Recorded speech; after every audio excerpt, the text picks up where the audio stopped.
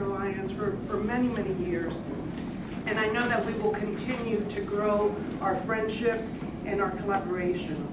Of course, it's time also to give a heartfelt thanks to Sharon Long, who co-founded the Culture Alliance way back in 1983. Sharon has been a tireless champion of arts and culture in Florida, and beyond her work, she always was one of the first to volunteer for our task force, for our strategic plan, for whatever we needed her for. So I'm sure we could depend on Jennifer as well.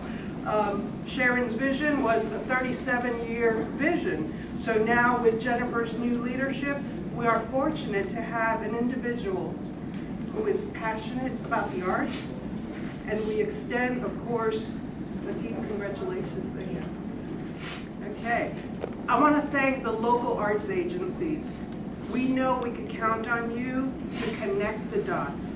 It is truly amazing when local, state, and federal support all line up. And I know that I can count on so many of you. Arts and culture, I'm just preaching to the choir, but you know how they enrich the lives of every Floridian. They link us to our history, make sense of our present, and guide us into the future. From the Florida Keys to Pensacola and everywhere in between, Florida's vibrant cultural landscape truly makes this state a state of the arts. The Division of Cultural Affairs was established in 1969. So we count it as a fiscal year, so we're still celebrating our 50th anniversary.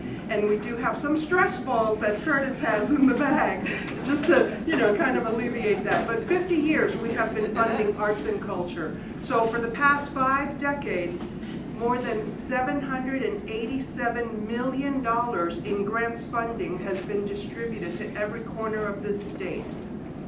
We are here to support your mission and to promote culture, arts, and quality of life, basically, for Florida. Today, you are here to discuss advocacy, and I thank each and every one of you for taking on this role. We cannot do our jobs without you and without your support, and more importantly, your voice out there. You are our voice as well. While we can imagine your organization's future with this current year's funding and maybe increased funding from the state of Florida, just take a minute to imagine what our lives and our audiences would be like if we did not have state of Florida funding. Be prepared to tell that story. What would you lose if we didn't fund? Our 474 2018-2019 grantees reported serving more than 39 million people last year at 121,931 events. That's 180% of the entire population of Florida. Of course, some people go to multiple events, and so they're counted twice, but still, that's a lot of people going to events in different counties, bringing their children, and out of all of those, more than 9 million were students and children under the age of 18. Without those audience members, the arts and culture wouldn't be what it is today. According to Americans for the Arts and the Arts and Economic Prosperity 5 study, each dollar invested by the state has a 9-to-1 return on investment. That's quite nice. Can you imagine any investor that wouldn't appreciate an 800% return on their investment? Division grantees supported 13,378 jobs last year and created over 2,000 new ones. So one can question once again, could this have happened without state of Florida cultural funding? And that's a tough question. So again, ponder, what would your community lose without state support? Our mission, like I hope yours sometimes is to advance and support the arts and culture, to strengthen the economy and the quality of life. We are here to support you. Our partnership has always been a model, and other states have definitely kind of copied our model when it comes to the panel meetings and the applications and even some of the online grant system. But make no mistake, we have built this together. We have taken your advice. We continue to seek your advice each and every day. Local arts agencies and culture organizations across the country. Yes, I say country because I belong to the National Assembly of State Arts Agencies as well. And sometimes I do sit at a table where there's other states and I boast about Florida, and then they of course steal our ideas and your ideas. But we're doing pretty good nationally. We also offer professional development for individual artists. So we have to think again about the work that you each do, not only as administrators, but the artists, the staffer, those executives that help us promote the arts. Without the artists, there is no art. So always remember the individual artists. I encourage you to speak confidently today about the work that you do. The arts and culture are more important to Florida. They are our lifeblood, and it's vital to your community. At the division, we know the great things that you do. We collect your final reports, your interim reports, and we're so excited to hear about the number of people you serve and how your communities have blossomed. Today, you have a chance to tell your story to people in decision-making positions. Just how much impact do you have on their constituents and in their communities? Randy Cohen from Americans for the Arts always says, there's no numbers without a story. Make sure that today you go out and tell your story. Thank you. So my name is Leland Terrio. I'm the Executive Director for the Florida Alliance for Arts Education. Our mission is to improve, enhance, and promote arts education throughout the state of Florida.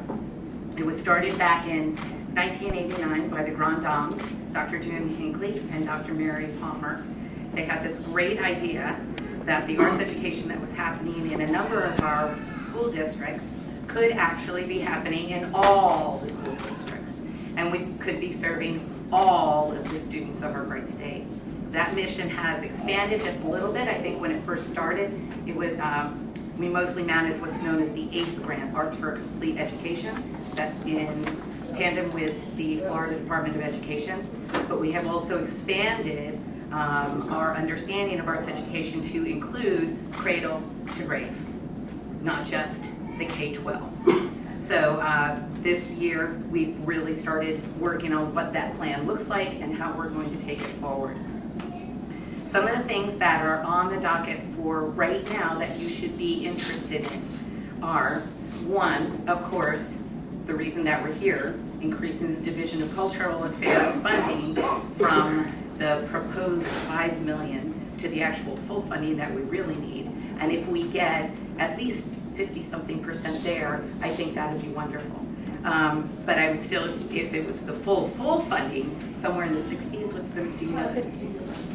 Yeah, right. So if we actually had that, you guys all know that that would be optimal. I'm not sure exactly how close we'll get to that, but we'll see. But it's got to be better than 5, right?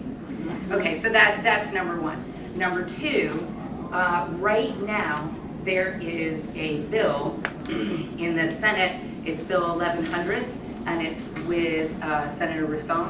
And in the House, it's Bill 1123, and it's with Senator Diamond, and or being sponsored by them. And the bill would give our students who are studying any of the 4 arts disciplines, that is dance, music, theater, and visual arts, not necessarily the CTE classes. Okay, CTE comes under a whole different division. But in those 4 arts, if a student has 3 consecutive years of arts education in their discipline, and they complete an additional year of something that runs tangent to their discipline, and they complete 20 hours of community service in their discipline, which we all think is really funny because you complete probably 20 hours just during the month of December, right? But anyway, if they complete that, then you will receive a seal on your diploma. That seal, of course, would be really nice when you're making all of those applications to the universities or conservatories where you want to continue learning about your discipline. You could walk right up and say, look, I have a seal. We're hoping in the future that that will mean something towards school grade and maybe something even towards budget. But today, the only thing we're worried about is getting that seal on the diploma for the students. Jean Reynolds, who's coming out of Pinellas County, she's on the advocacy team with the Florida Music Education Association, has been the absolute diamond in the rough. She has made this bill move forward and with her advocacy team. And I really feel very strongly that it's going to get bipartisan support in all of this. And that's my just.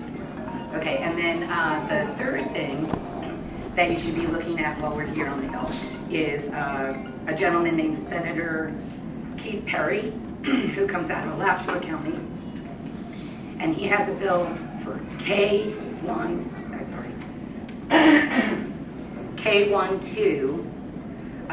music ed required throughout the state of Florida.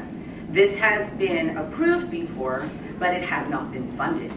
And perhaps you guys don't know what a teaching unit costs, but it costs more than nothing. So in order to have those music teachers there to be able to teach K-12, he's going to have to get that appropriations put through. So those are the things that I feel that we should be supporting right now and moving ahead on your agendas. And we here at the Florida Alliance for Arts Education, we are here to support you and advocate for you and do whatever you need us to. So feel free to call me anytime.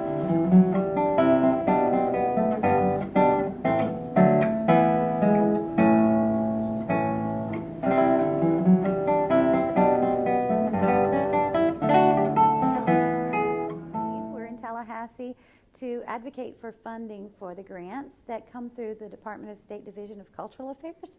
So we have delegates from all over the state coming to champion the grant funding that they've been applying for.